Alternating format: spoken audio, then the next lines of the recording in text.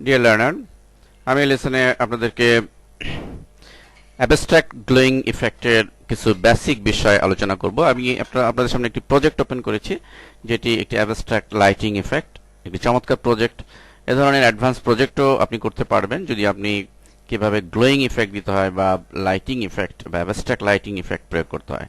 তা আমি আজকে মূলত বেসিক একটি গ্লোয়িং ইফেক্ট দেখাবো, এই প্রজেক্টটি দেখাবো। দেখুন, এখানে একটি সিঙ্গেল গ্লোয়িং ইফেক্ট রয়েছে।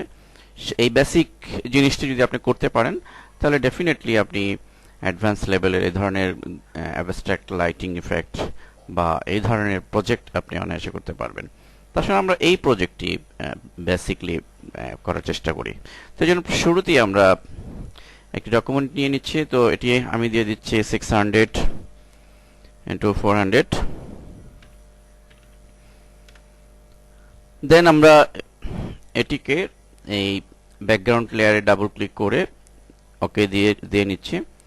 তো আমরা দেখতে পাচ্ছি ব্যাকগ্রাউন্ড লেয়ার লকটি উঠে গেছে। আমরা এখন এইখানে একটি গ্রেডিয়েন্ট অ্যাপ্লাই করব, অর্থাৎ আমাদের প্রজেক্টের অনুরূপ করার জন্য আমরা দেখতে পাচ্ছি যে পেছনে কিন্তু একটা ব্যাকগ্রাউন্ড বা গ্রেডিয়েন্ট ইফেক্ট দেওয়া হয়েছে। তো আমরা এই ধরনের একটি গ্রেডিয়েন্ট ইফেক্ট অ্যাপ্লাই করব। তো এটি করার জন্য আমরা এখান থেকে চলে যাব গ্রেডিয়েন্ট ওভারলে।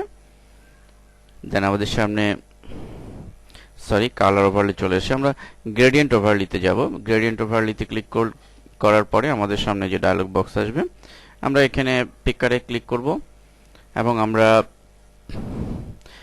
ডান দিকের যে স্লাইডারটি রয়েছে সেখানে ডাবল ক্লিক করব এবং আমরা এখানে একটু কম্পারেটিভলি ব্ল্যাকিশ যে কালারটি রয়েছে, তুলনামূলক কম, এই কালারটি অ্যাপ্লাই করব। ওকে দিচ্ছি এবং এখানে আমি কিছু কাজ করব। প্রথমে যেটি করব সেটি হচ্ছে যে স্টাইল এখানে লিনিয়ার রয়েছে বাই ডিফল্ট। আমরা এখানে রেডিয়াল সিলেক্ট করব এবং এখানে রিভার্স সিলেক্ট করে দিব। তো আমরা একটা গ্ল্যান্সে এটা আউটপুট দেখতে পাচ্ছি। তো আমরা এখানে স্কেলটি একটু বাড়িয়ে দিচ্ছি। ওকে, দেন ওকে। তা আমরা মূলত ব্যাকগ্রাউন্ডটি করলাম। এবার আমাদের মূলত যেটি করতে হবে যে গ্লোয়িং লাইনটি করতে হবে কার্ভ। তো এই লাইনটি তৈরি করবে এরকম। তো এটি করার জন্য আমাদের মূলত পেইন্ট টুল ইউজ করব।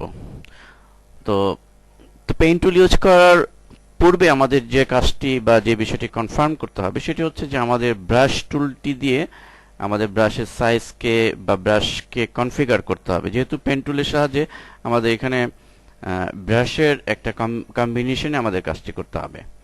সো আমরা প্রথমে ব্রাশ টুলটি সিলেক্ট করছি এবং উপরের অপশন টুল থেকে আমরা সাইজ এখানে 5px নিচ্ছি এবং হার্ডনেস 100% নিচ্ছি। কম থাকলে আমরা 100% করে দেব। এখানে একটি বিষয় মনে রাখতে হবে যে আমরা 5 নিলাম কেন। আমাদের মূলত যে গ্লোয়িং লাইনটি রয়েছে এটার যে থিকনেস, মূলত এটির জন্যই আমরা মূলত 5 নিয়েছি। আমরা যদি এমন হয় যে আমাদের এটির থিকনেস আরো চিকন করব, সেক্ষেত্রে আমাদের কিন্তু আরো কম নিতে হবে। অনেক সময় আমাদের বেশিও নেওয়ার প্রয়োজন পড়বে, সেক্ষেত্রে আমরা ব্রাশ সাইজ 5 এর জায়গায় 10 বা 15, 20 নেওয়ার প্রয়োজন হতে পারে। এনিওয়ে, আমি যেহেতু প্রজেক্টের অনুরূপ করতে যাচ্ছি, সো আমি এখানে 5 নিয়েছি। এবার ব্রাশটাকে আমি কনফিগার করলাম। এখন আমি পেন টুল নিব। আমি কিবোর্ড থেকে পি প্রেস করব অথবা আমি টুল বক্স থেকে এখান থেকে পেন টুলটি সিলেক্ট করব এবং তার আগে আমি একটা লেয়ার নিয়ে নিব। এখানে লেয়ার প্যালেটের থেকে ক্রিয়েট এ নিউ লেয়ার, একটি নতুন লেয়ার তৈরি হলো। এবার আমি এটি পেন টুল দিয়ে ড্র্যাগ করব। তো প্রথমে এই পয়েন্টে আমি একটু ক্লিক করছি এবং মিডলে আমি এখানে ক্লিক করে একটু কার্ভ করছি এবং এই পয়েন্টে ক্লিক করে আমি এটিকে আরেকটু কার্ভ করছি এবং অল্টার প্রেস করে আমি এখানে একটু ভেঙে দিচ্ছি কিবোর্ড থেকে অল্টার প্রেস করে। তো আমাদের পেন টুল দিয়ে আমরা একটি কার্ভ লাইন ড্র করলাম। এবার আমাদের যে কাজটি করতে হবে সেটি হচ্ছে এই লেয়ার প্যালেটের ডান পাশে দেখুন পাথ, এই পাথ যে উইন্ডোটি সেটি ওপেন করতে হবে। তো পাথ উইন্ডোটি যদি এখানে না থাকে কখনো, তাহলে আমাদের উইন্ডো মেনু থেকে লক্ষ্য করুন পাথ, এখান থেকে নিয়ে আসতে হবে। তো যেহেতু এখানে রয়েছে, সো আমরা এই পাথের এখানে মাউসের ডান বাটন চেপে আমরা এখানে চলে যাব স্ট্রোক পাথ। আমরা স্ট্রোক পাথে ক্লিক করছি। দেন আমাদের যে কাজটি করতে হবে, এখানে ব্রাশ আমরা দেখতে পাচ্ছি অনেক সময় বাই ডিফল্ট পেন্সিল থাকতে পারে। তো আমরা যেহেতু ব্রাশ অ্যাপ্লাই করব, অতএব এখান থেকে ব্রাশ সিলেক্ট করে নিব এবং সিমুলেট প্রেসার এটি যদি না থাকে আমরা এটি টিক চিহ্ন দিয়ে নিব। দ্যাট মিন্স ব্রাশ এবং সিমুলেট প্রেসার টিক চিহ্ন দিয়ে ওকে। লক্ষ্য করুন অলরেডি আমাদের একটি হোয়াইট কালার অর্থাৎ ফোরগ্রাউন্ড কালারে যে কালারটি ছিল সেই কালারে একটি পাথ তৈরি হয়েছে। এখন আমরা মূলত এই পাথটুকু অর্থাৎ পেন টুল যে পাথ তৈরি করেছি সেটি ডিলিট করে দিব। এটির জন্য মাউসের ডান বাটন চেপে ডিলিট পাথ। দ্যাট মিন্স আমাদের রইল শুধু গ্লোয়িং ইফেক্টটি। আমরা যদি লেয়ারে চলে যাই, দ্যাট মিন্স এই লেয়ারটি দেখুন এখানে। এখন এই লেয়ারে আমরা যে কাজটি করব সেটি হচ্ছে যে এটির মধ্যে একটি গ্লোয়িং ইফেক্ট দিব। এটির জন্য আমরা চলে যাব এখান থেকে এফেক্টস থেকে আউটার গ্লো, একটা আউটার গ্লো ইফেক্ট দিতে পারি। তো আউটার গ্লো ইফেক্ট এখানে আমরা এট ফার্স্ট নর্মাল করে নিচ্ছি, দেন কালার আমরা একটু ভিন্ন কালার দিয়ে নিচ্ছি। এখানে দেখি কেমন দেখায়, এই কালারটি দিচ্ছি। স্প্রেড একটু বাড়িয়ে দিচ্ছি।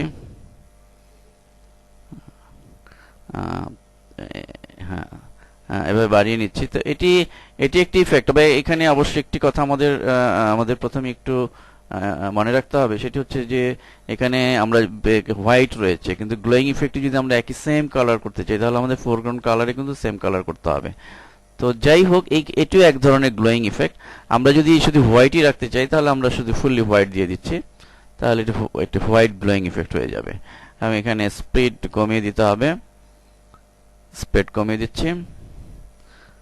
ওকে, অর্থাৎ আমি প্রজেক্টে অবশ্য যদিও ভিন্ন কালারের, অর্থাৎ আমি এখানে ফোরগ্রাউন্ড কালারে যদি এই কালারটাই দিতাম তাহলে আমার এটিও সেম কালারে আমি এই ধরনের ইফেক্ট দিতে পারতাম। তো আশা করি আপনারা বুঝতে পারছেন যে কিভাবে লাইন, কার্ভ, গ্লোয়িং ইফেক্ট এই সিম্পল কিছু কমান্ডের মাধ্যমে আমরা করে নিতে পারি।